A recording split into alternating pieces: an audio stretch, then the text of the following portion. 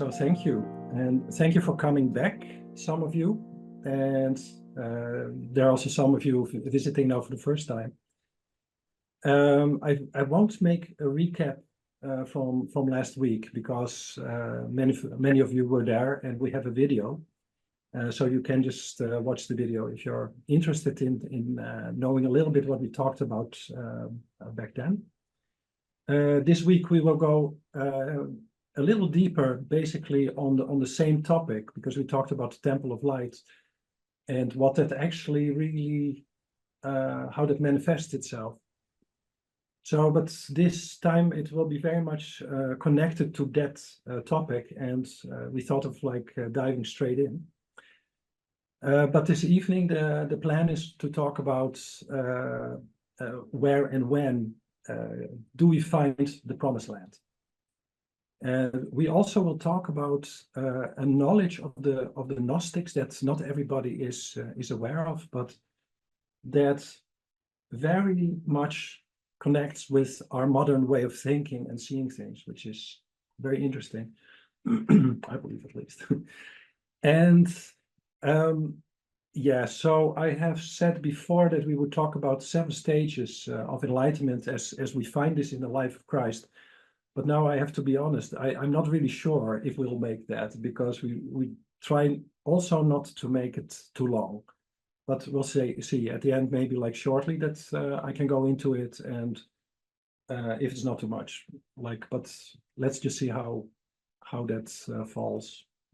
We can always like have another meeting about that. So yes, so where is the Promised Land, and where is it that we will enter it? Like, where is the entrance really? If you were with us last week, or if you have seen the video, then you also might have heard something that was a little bit uncommon to our understanding. Because we said something that sounded a little contradictory. We said that that we are the temple, but that this temple can also be called pleroma, which means fullness, or the treasury of light, and that all these are basically the same, what they call in the New Testament heaven. So this Promised Land is heaven, but it's also the temple that we represent. This Promised Land is with that a new promised state. And yeah, and it is just the same as the temple. So the Promised Land, the new promised state, we just incorporate it all. And so this evening we will try to come to a deeper comprehension of that.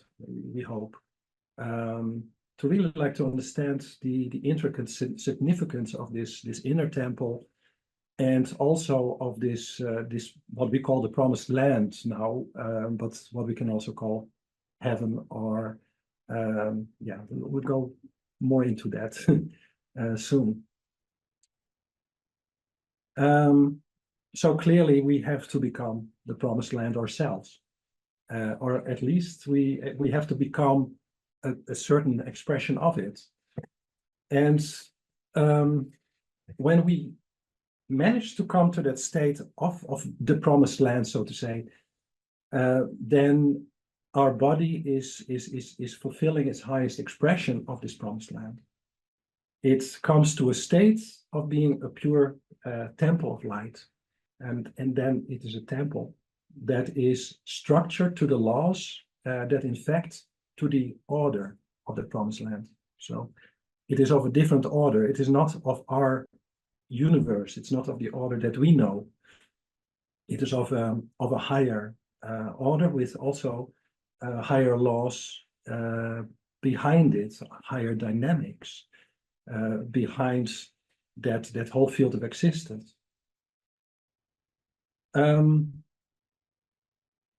What is interesting is that what happens when we ourselves become this temple of light, or when we integrate with this Promised Land, or that we become this Promised Land, that there's a mechanism that happens that does that we start to see and to understand every living organism as an inner perspective of ourselves. We start to observe the world that is without us through our own hearts. So, so because there's basically no separation. Separation doesn't exist. We are separated beings, but when we find this inner perspective, then we find others and actually the whole world, the whole universe within ourselves, because we are intricately connected. And when we find the passage in our heart, then we enter into a place or into a space where there's no separation. And it is in this space, in this silent space, that we enter into this temple, into this state that is then filled with light. And everyone that takes part of it is connected in the same light.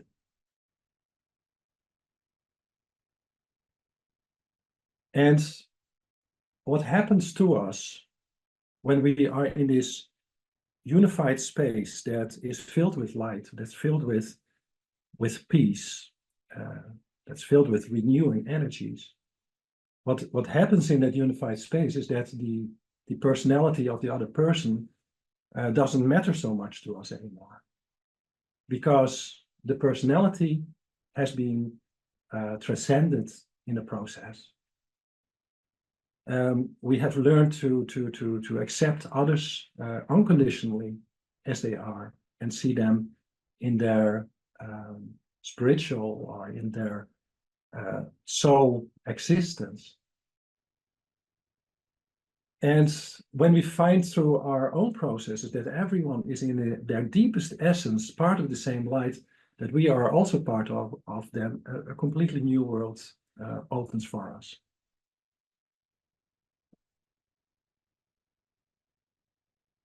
And yes, based on that,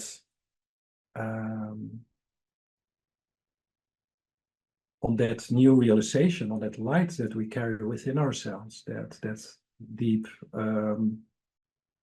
that higher wisdom that we all carry, it can happen that we search community, we search connection, and when we seek this together as a group, as we do in our organization, what then happens is that an electromagnetic manifestation arises of this spiritual temple between us as people.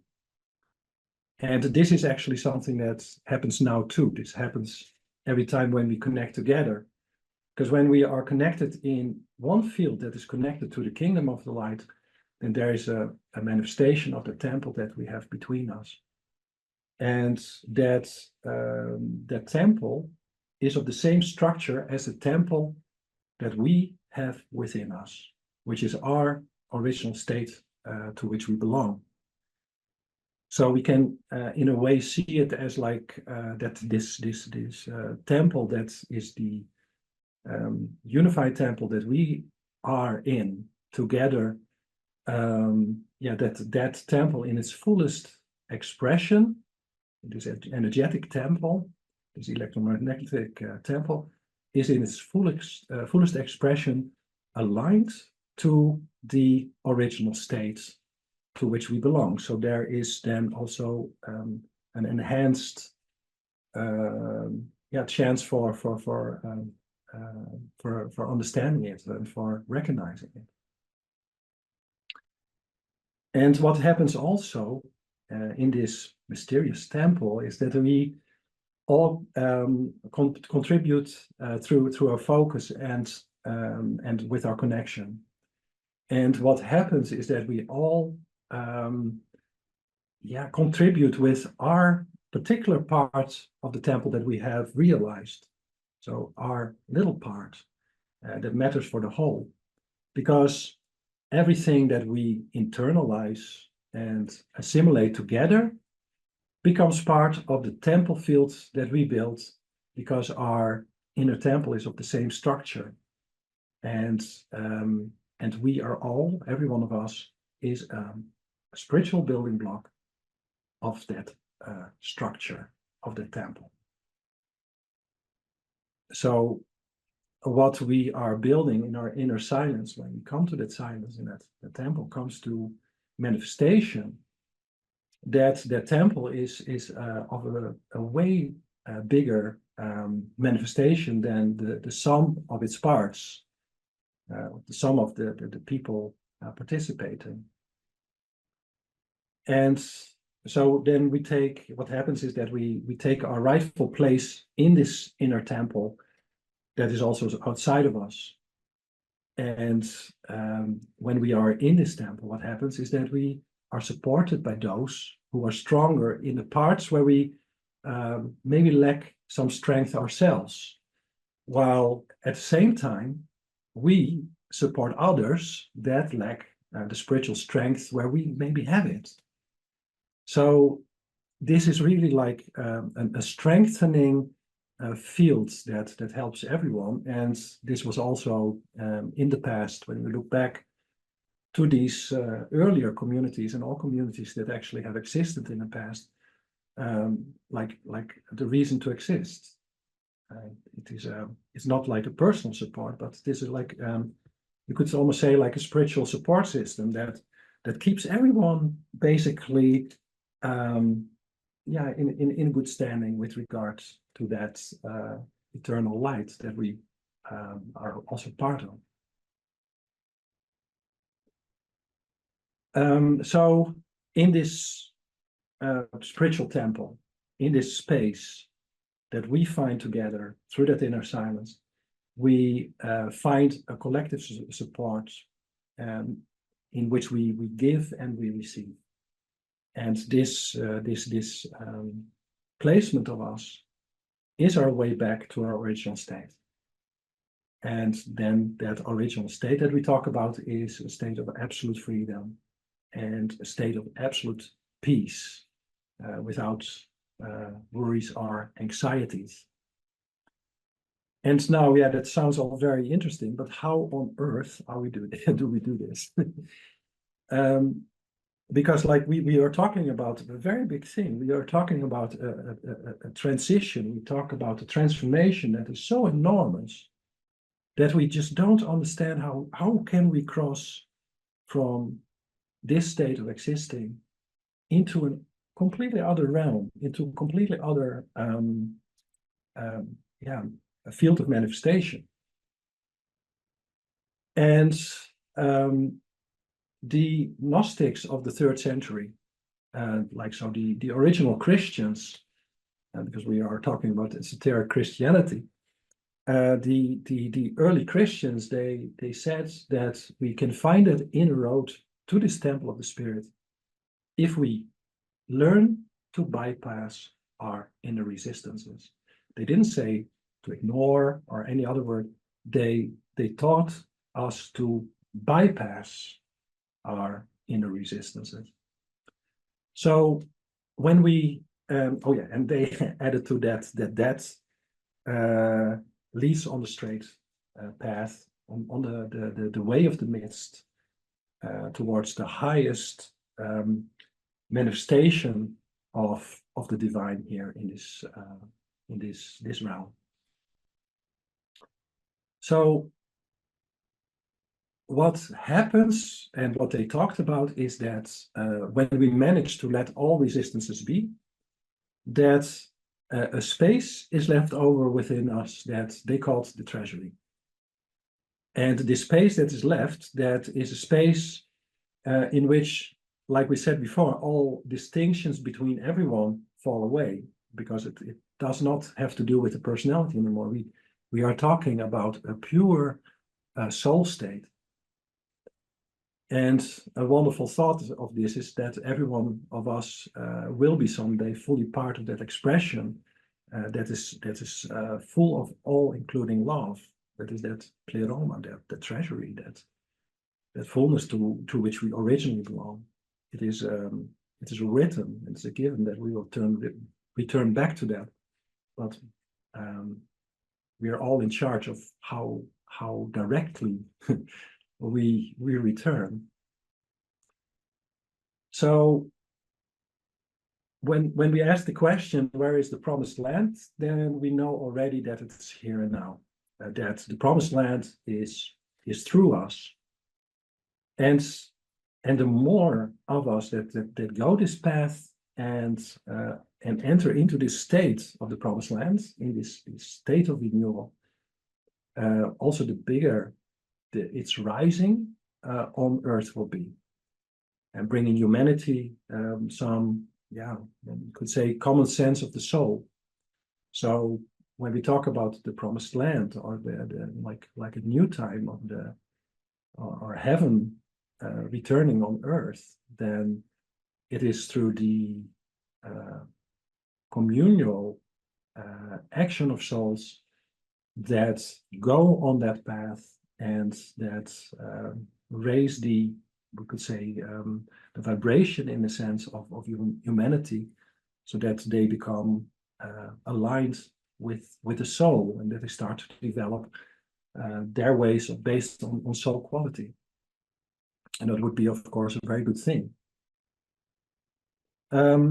But about this promised land, we would like to read some quotes of people that said it in a beautiful way. Like Meister Eckhart, he said, God is home, and it is we who have gone for a walk. The promised land is not some distant shore, but it is within, where God dwells in the soul. To find it, we must return to the center of our being. So it's basically the same as what we were saying. And Thomas Merton, he said, the gate of heaven is everywhere. The promised land is not a geographical destination, but a spiritual reality that we can enter at any moment when we live in God's presence, here and now. And the 14th century Julian of Norwich, who was, by the way, a female mystic, Julian could be both, she said, God is our peace, our joy, our promised homeland. It is not the land of the future, but the eternal now, where we dwell in God's love, even in the midst of our daily lives. How timeless. This was in the 14th century. So we can see that this temple of light is this promised land. It's Jerusalem. And we can see that this Jerusalem, this temple of light, is a matter of consciousness. And for us to comprehend this kingdom, our limited mind has to merge with the universal mind. Our small mind has to stop clinging to things that it finds important. Because when it stops clinging to things, then it's taken up in a process in which we start to understand and start to receive more of that universal mind, that mind of God, that mind of manifestation that's behind all things. And once our mind is set free from useless thoughts that we often have, then it will show in that open space the intricate divine powers and also all the laws that govern all life. And it also shows all laws that govern our return to the light. Because this connection, this new mind shows us the way, it teaches us the way and the return. And the way we learn this is from within. We learn through our inner temple.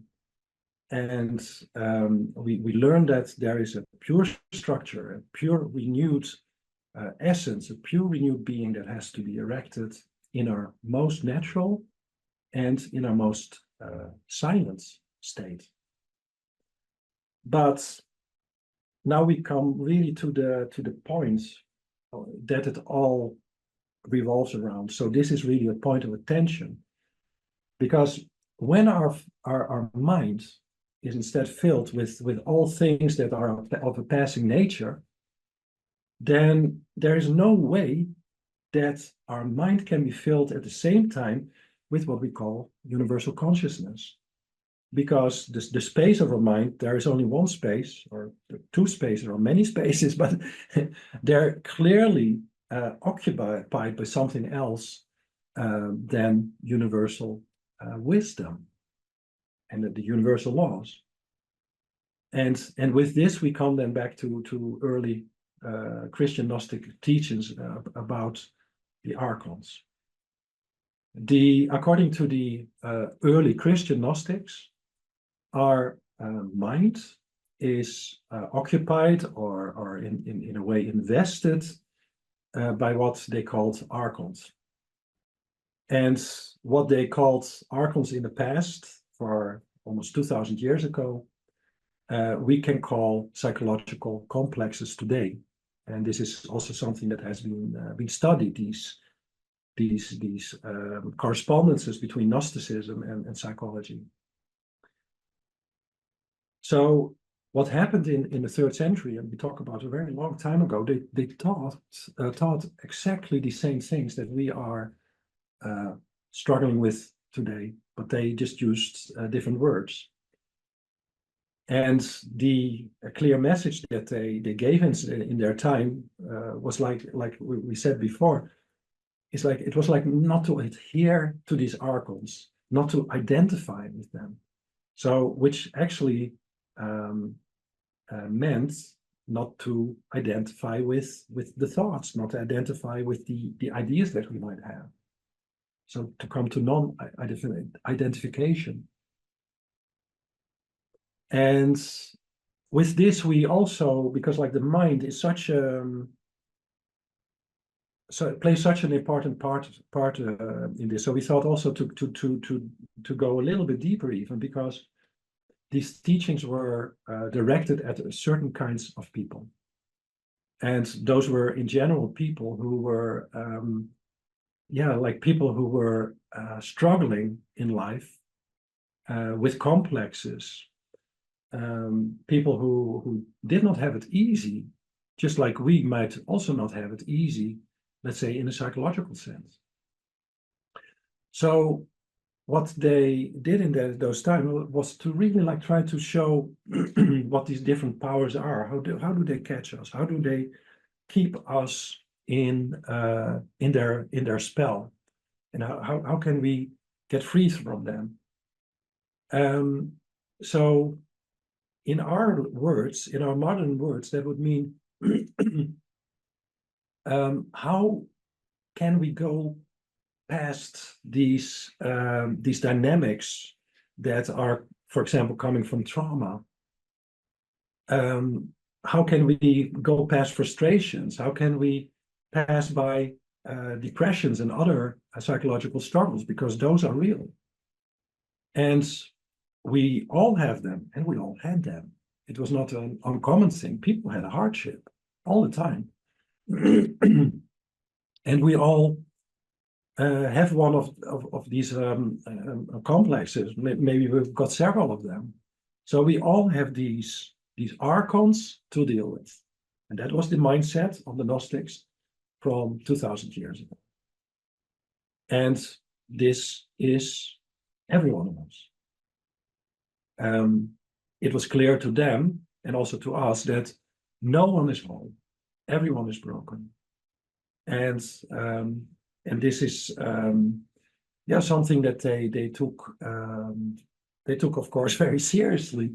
And they catered for the people that really like were looking, that really were seeking, that were really ready to receive that new life power. So they taught already how can we deal with ourselves in this broken and lost state while we have all these triggers and all these often uncontrollable complexes. And what they taught 2,000 years ago was to transcend the ability of these complexes to pull us down, to pull us back, which they said was done by directing our attention away from them. So not to go along with them, but just to leave them alone. They told to step away from them while we seek the way of the midst, as they called it, that leads to the highest heavens. And to say this maybe like in a simpler way, we can say that they said to follow a path of non-conflict that leads to complete salvation, complete dissolving of all the obstructions that stand in our way, so that we can become receivers of the light. And this, what we are talking now about, is a part of the mystery. So what is also beautiful about this, like when we just look a little bit more at it, then we can see also in these teachings that no matter how broken we ourselves believe we are, because that can be often the case, or no matter like how our depression is, or how our neurosis is, or how we are, how there's a neurodivergence, or how there are anxieties or struggles. No matter how far we think that we are away from that inner peace, it is always closer than we think. And these complexes that we struggle with are actually the helpers for us to get, let's say, in gear, to get in the right direction, to have the right aim. And the way to witness this very soon is like if we learn to bridle mind, and when we learn to temper our mind in such a way, and our feelings, that a temper of love stays behind. So not the temper of the ego, but the temper of love. And that is the way of the midst that they spoke about. And that way of the midst is a place that is peaceful, it's present, it's open, it's inviting, and that is all of that and much more in all situations.